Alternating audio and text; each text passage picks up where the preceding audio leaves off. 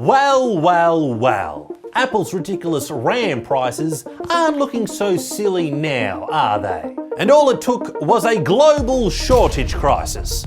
The same thing I think Zuckerberg's suffering from. Poor guy, he's trying to wear regular people's clothes. Oh, hi there. I'm Sam Tucker, from the company where if you upgrade your computer, it could cost as much as another computer. But now it looks like the rest of the world is using our Apple math. Because you may have heard recently that the price of RAM for computers has skyrocketed because of a lack of supply. So much so that getting 64 gigabytes of memory can cost as much as 64 gigabytes of Apple memory. Literally $600 to get that in the MacBook Pro. Woo, that's just incredible. So the reason for the shortage is that basically the RAM farmers only have so much RAM to go around. And they could either send the RAM they make to be used in things like consumers' computers, or send the RAM to be used in server hardware to power things like AI. Now, AI is a thing that can do any human job except really poorly and lie all the time, and yet not get fired.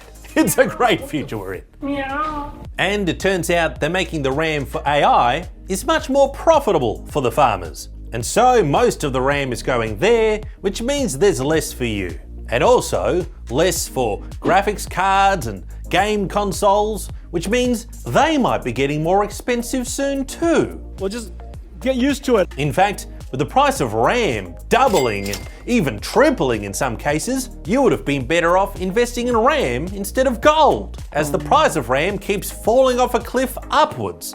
And to Apple, this sounds like sweet vindication. After years of being made fun of for our high memory prices, they're actually starting to look reasonable now.